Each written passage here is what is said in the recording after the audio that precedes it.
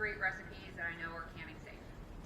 So I'm going to follow the recipe on here very closely, pretty exactly, and I'm actually going to make a half batch. This recipe calls for 10 pounds of tomatoes, and today I only have 5. So I'm going to get started on that. I'm going to start by chopping up this onion, and it calls for 2.5 cups, so divided by 2 would be 1 3/4. So I'm going to chop that up along with a couple cloves of garlic, and then I will peel my tomatoes. The tomatoes are kind of partially thawed, and the nice thing about that is it actually makes them like really easy to peel. You don't need to blanch them if they're thawed. You just kind of peel the peels off if they're only partially frozen. So I'm going to get to that. I'm going to finish peeling all these tomatoes. I'm going to chop up my onion and my garlic, and then I'll meet you back when we get to the stove. Alright, welcome back. So now that I've gotten all of my tomatoes into my pot, I'm just going to use my potato masher to kind of mash them up. This is important to do in not a non-stick pot, like a stainless steel pot, because otherwise your metal potato masher is going to scrape off that non-stick coating. So next I'm going to add my bay leaf and 3/4 of a teaspoon of oregano. Should be about the rest of this container. A teaspoon of salt and some black pepper and some hot pepper flakes. So I have a canning and pickling salt I bought from Morton's, but any non-iodized salt will work. Just make sure you don't use regular table salt or your tomatoes are going to turn a funny color. So I'll need about half a teaspoon of this. And then some pepper and some hot pepper flakes.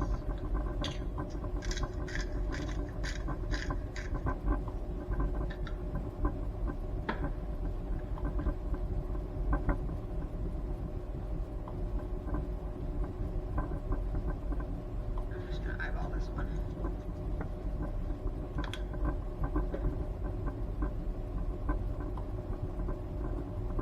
Now I'm going to add in my onion.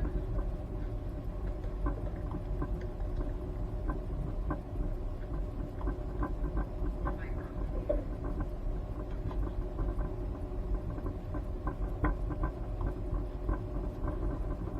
Just a good stir, and then I'll be back. And I think it'll take about an hour, maybe a little less, to boil it down to probably about 2/3 of what it is now, so it's nice and thick. And then we'll finish up. Now that our tomato sauce is all cooked down, I'm ready to process it. The instructions say to use a food mill or something like that to remove all of the seeds and the extra little bits. I don't actually have a food mill, and I honestly don't really mind the seeds in my tomato sauce.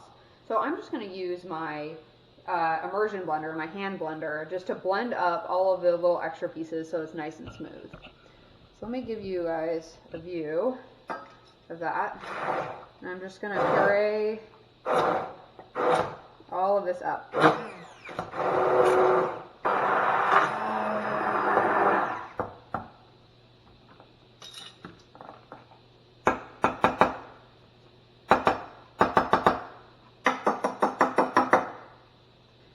Now that my sauce is all pureed, I'm going to put it back on the stove, make sure it's hot, and get my jars ready to go into the canner. Okay, now that I've finished pureeing my tomato sauce, I put it back on the stove to heat up, and I have my jars heating in my canner.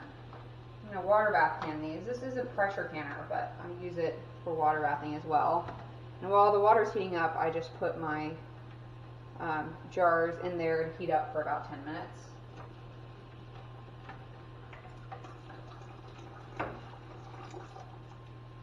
So I'm just going to take these out. I think I should only need 4 pints.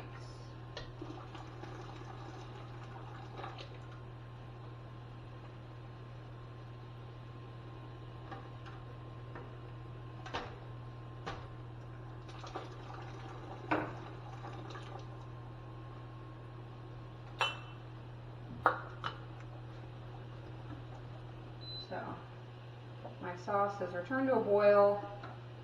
I'm going to pull it off the heat. And now we're ready to fill. First thing I need to do is add a tablespoon of lemon juice into each of the jars. This is important so that we can ensure that the pH is high enough so that the sauce is safe long term. Just going to pour a tablespoon into each of these hot jars.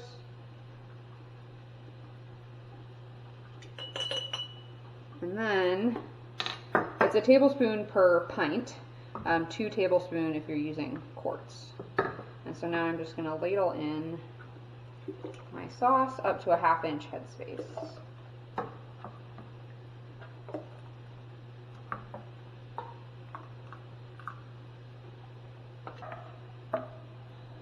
It looks like I'm not going to need the 3rd or 4th jar. So I'm going to do, so I'll fill this one.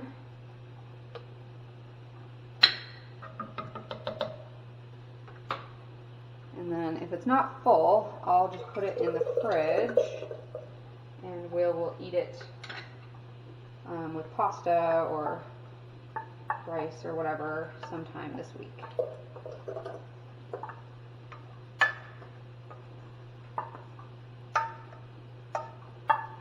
Okay, so we'll set these 2 guys aside and we'll make sure, I'm going to debubble these first.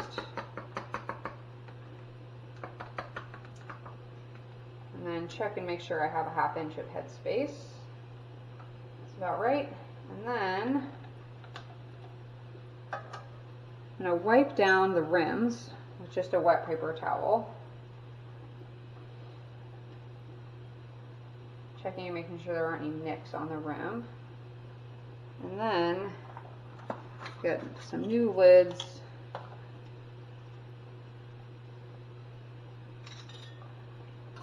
Put these in the canner, and the recipe says to water bath can for 35 minutes, but I live at 2,000 feet elevation, so I'm going to add an extra 5 minutes onto that.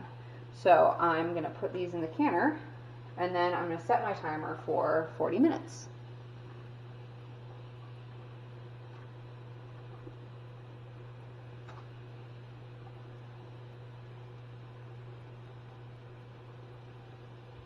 Okay, my timer's gone off, and I turned the stove off to allow my canner to cool slightly, and now I'm ready to take my tomato sauce out of the canner.